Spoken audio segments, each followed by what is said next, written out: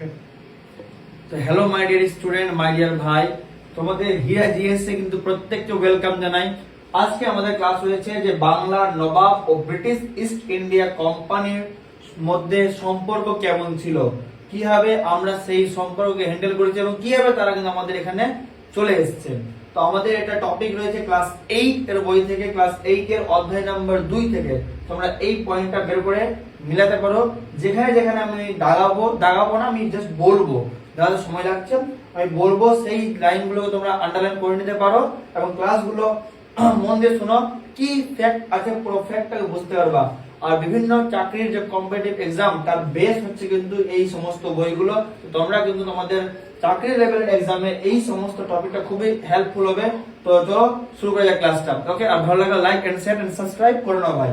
কি বলছে যে বাংলার নবাব এবং ব্রিটিশ ইস্ট ইন্ডিয়া কোম্পানির সম্পর্ক, এদের মধ্যে সম্পর্ক ছিল।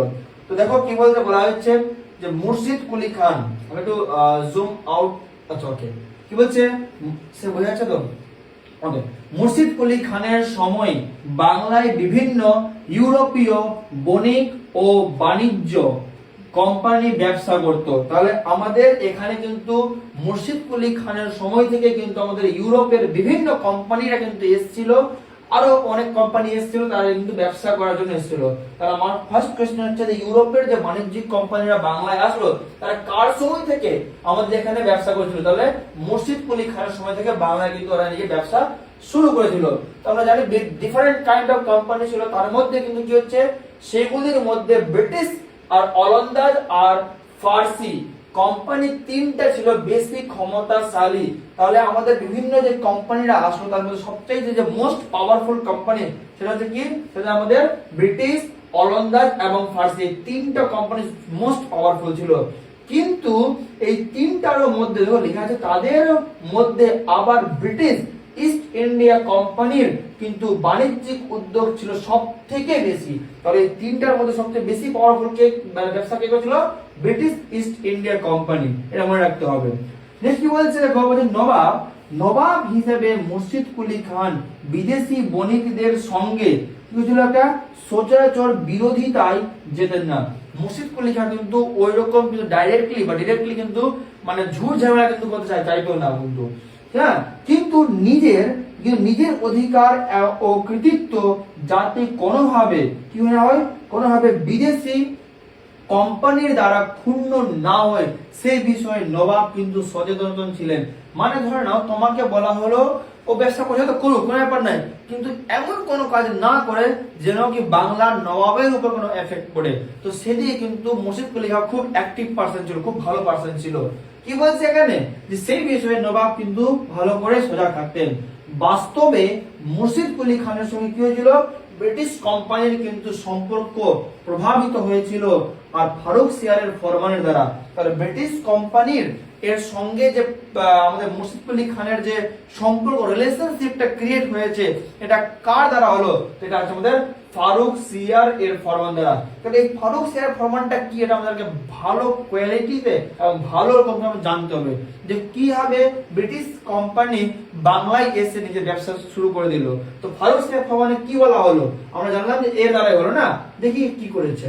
তো বলছে দেখো 1717 হ্যাঁ, তো 1717 খ্রিস্টাব্দে দিল্লির মুঘল সম্রাট ফারুক সিওর, এটা মনে রাখবা, দিল্লির মুঘল সম্রাট কে? ফারুক সিওর, সাল 1717। কি বলেছে, যে একটা ফরমান বা একটা আদেশ জারি করেছিলেন। তাহলে 1717 সালে দিল্লি থেকে দিল্লির গাদ্দিতে বসে গেছে ফারুক সিয়ার, একটা ফরমান, একটা অর্ডার জারি করেছে। কি অর্ডার রে? ওর বলা হচ্ছে যে সেই ফরমান মোতাবেক ব্রিটিশ ইস্ট ইন্ডিয়া কোম্পানিকে বাংলাদেশে কতগুলি, বাংলাদেশে পুরো বেঙ্গল, হ্যাঁ পুরো বাংলা, তো বাংলাদেশে কতগুলো বিশেষ বাণিজ্যিক অধিকার দেওয়া হয়েছিল। তাহলে এই যে কোম্পানি যারা আসলো আর বাংলার মধ্যে যে ব্যবসা শুরু করলো না, এটা অধিকারটা দিল্লি থেকে বসে দিয়ে দেওয়া হয়েছিল কার দ্বারা? ফারুক সিয়ার দ্বারা, সাল 1717 সালে। কি বলা হলো, যেমন কি বলা হলো দেখো, বলছে যে কতগুলি অধিকার, আচ্ছা যেমন ব্রিটিশ কোম্পানি বছরে মাত্র 3000 টাকার বিনিময়ে বাংলায় বাণিজ্য করতে পারবে। ভাই 3000 বাংলায় বলতে তুমি ভাই ব্যবসা করো, অসম্ভব বালা কথা। কি বলছে এখানে দেখো কি মাত্র 3000 টাকা। তো ফারুক সিয়ারের ফরমান কি বললো, ফারুক সিয়ার 3000 টাকার বিনিময়ে কিন্তু দিয়ে দিল ব্রিটিশকে বেঙ্গল, কি যাও তুমি ভাইয়া ওখানে গিয়ে ব্যবসা করো। ঠিক আছে। আর কি হচ্ছে এখানে কিন্তু কিন্তু কি বলছে, কিন্তু তার জন্য কোম্পানিকে কোনো শুল্ক মানে ট্যাক্স দিতে হবে না। তো কোম্পানি বছরে 3000 টাকা দিবে আর এখানে এসে ব্যবসা করবে, এক বছর হবে আবার 3000 টাকা দিয়ে দিবে, কিন্তু ওকে আর এক্সট্রা কোনো ট্যাক্স পে করতে হচ্ছে না। যাই হোক, তো ব্রিটিশ কোম্পানি কলকাতার কাছাকাছি অঞ্চলে 38 গ্রাম জমিদারি কিনতে পারবে। 38টা গ্রামের কিন্তু জমিদারি ওকে দিয়ে দেওয়া ছিল। কত বড় ভুল হলো, একটা সুযোগ দিয়ে দেওয়া হলো। তুমি যেটা খারাপ হলো কিন্তু সুযোগ দিয়ে না, ও সুযোগের ফায়দা উঠিয়ে নিবে।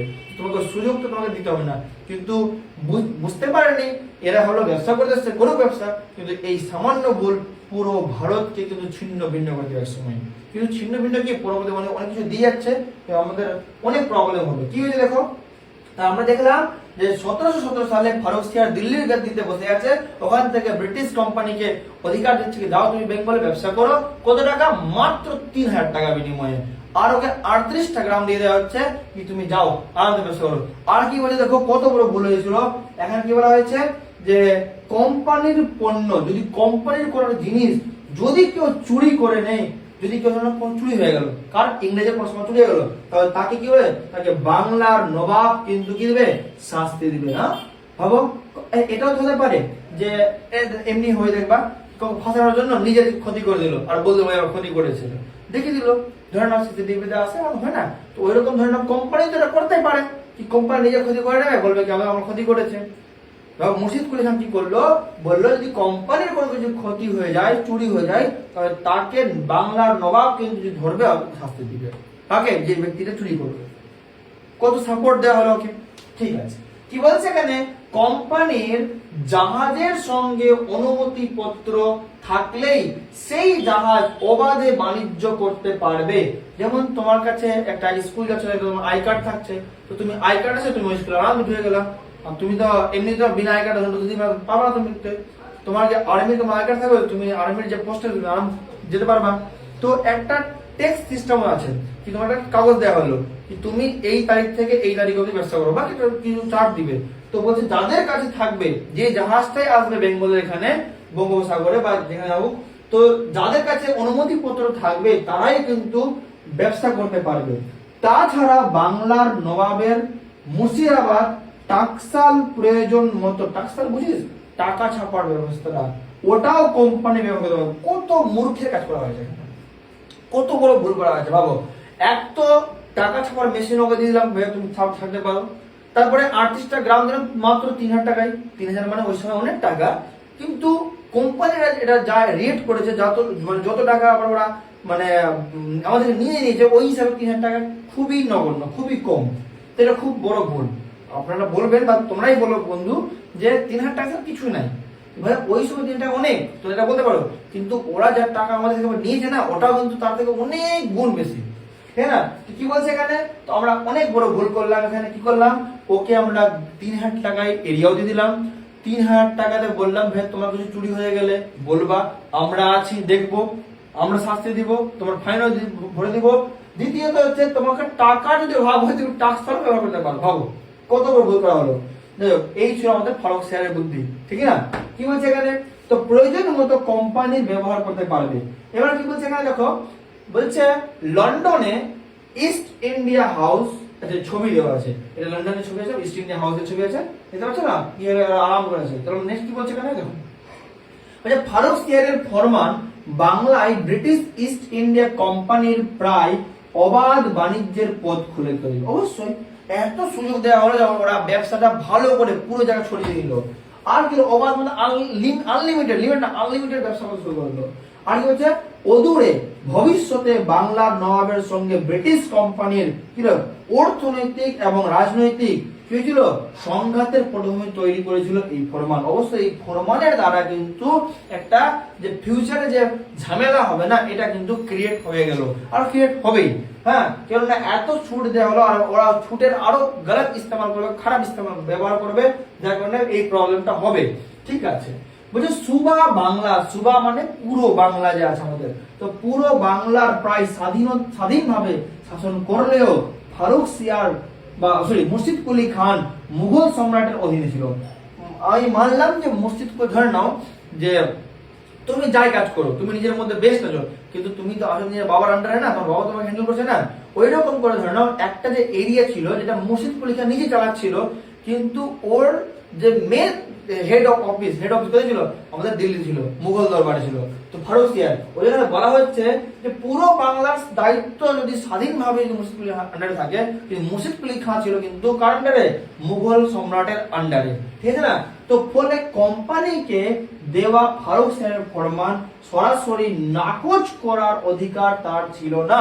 তার মানে ও যদি চাইতো কিনা আমি মানবো না, এটা অসম্ভব, মানতে বাধ্য, কেননা ও পুরো এরিয়ার মালিক আছে, কিন্তু ও কার আন্ডারে কাজ করছে? ও করছে সম্রাট মুঘল এর আন্ডারে।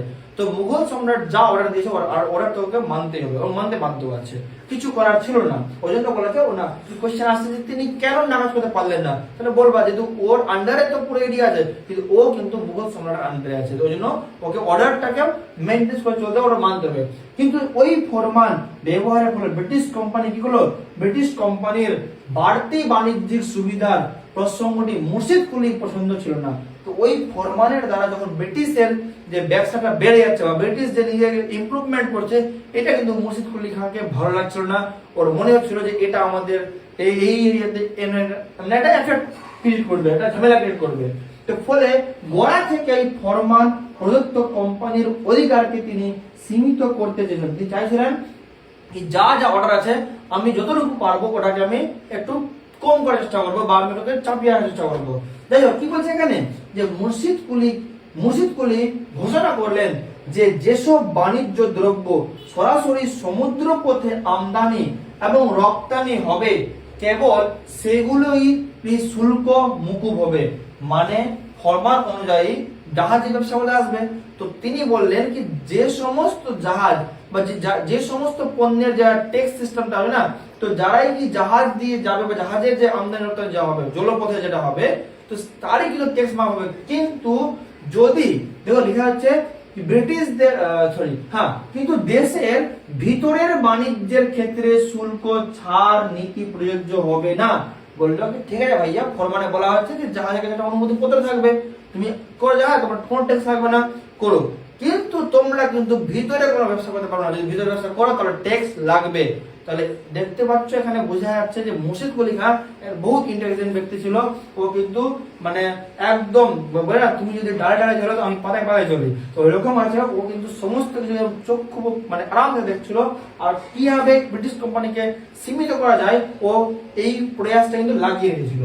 তো কি বললো, তুমি জাহাজে ব্যবসা করো তোমার 1 টাকার ট্যাক্স লাগবে না, যদি তুমি ভিতর ব্যবসা করো স্থল পথে বা এদিক ওদিক, তাহলে তোমার ট্যাক্স তোমাকে দিতেই হবে, দিতে বাধ্য থাকবে। কি বলছে এখানে, ব্রিটিশদের কলকাতা সংলগ্ন গ্রাম কেনার ব্যাপারেও মুর্শিদ কুলি খান ছিল। ওইবার 38টা গ্রাম এই দিল। এবার ওরা যে আসছে যে কোন এরিয়াটাকে নিতে চাইছে, এটাতে কিন্তু মুর্শিদ কুলি খান অমত ছিল। তাছাড়া মুর্শিদাবাদের টাকসালের যে ব্যবহার, এটা সুবিধাও তিনি কোম্পানিকে দেননি।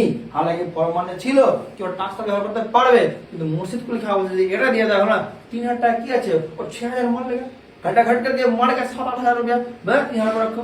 তো ওই জন্য কি করলো, ও টাকসালের ব্যবহার কিন্তু অনুমতি দিল না। আর বুঝে নিল কি সাহেব এটা ভুল হচ্ছে, এটা ঠিক হলো না, আপনি সব দিলেন কেন।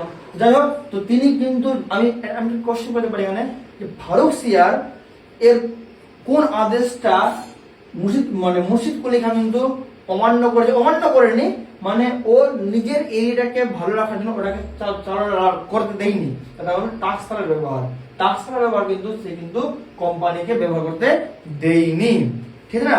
তো এটা মনে রাখবা। তো আজকের ক্লাস আমাদের এইটুকু থাকুক। এবার নেক্সট ক্লাস এর পরের যে ক্লাসটা হবে এই যে এই দিনের পর থেকে এটা নেক্সট ডে হবে। তো ক্লাসটা ভালো লাগলে লাইক এন্ড শেয়ার করবা। আর মানে ভাই মোটিভেট, তোমরা আমাকে মোটিভেট হয়, আমি তোমাদের মোটিভেট রাখতে পারবো। আর কথা কম বললাম, কথা এক্সট্রা বললাম না, কেননা ভিডিও কত লেন্থ করে লাভ নাই। এডুকেশন চ্যানেল আছে, তো এডুকেশনের মধ্যে জাস্ট ক্লাসটা বুঝালাম, ফারুকসিয়ার ফরমানটা কি, কেন হলো, কোন জিনিসটা ভালো ছিল, কোন জিনিসটা খারাপ ছিল, কি করা যেত, কি করা যেত না, আর কি করলে আর ভালো হতো, এরপরে কি কি হয়েছে, আমরা সমস্ত জিনিস আমরা মানে একদম 1 বাই 1 করে দেখবো, যেন এক্সামে একটা কোশ্চেন ছুটে না। ভাইয়া মুখস্থ বিদ্যা না, কনসেপ্ট কো সমঝো, কনসেপ্ট সমঝে মানে বুঝে নিবা, তো যে কোনো সময় আনসার বলতে পারবা, যে কোনো কাউকে ব্যক্তি বলবা ভাইয়া তুই চা খা, তো সব বুঝে দিচ্ছি, সব বুঝে দেবো কি আছে না আছে। তো আমি এইভাবে কিন্তু 1 বাই 1 করে কিছু কিছু টপিক গুলো নিয়ে আসবো, যেটা তোমাদের এক্সামের জন্য খুব ইম্পর্টেন্ট হবে। আর গভর্নমেন্ট এক্সামে তো ইম্পর্টেন্ট হবেই, এটা তোমার জন্য বেস্ট, এটা তোমার গাছের শিকড়। Okay, have a nice day, thank you দেখার জন্য।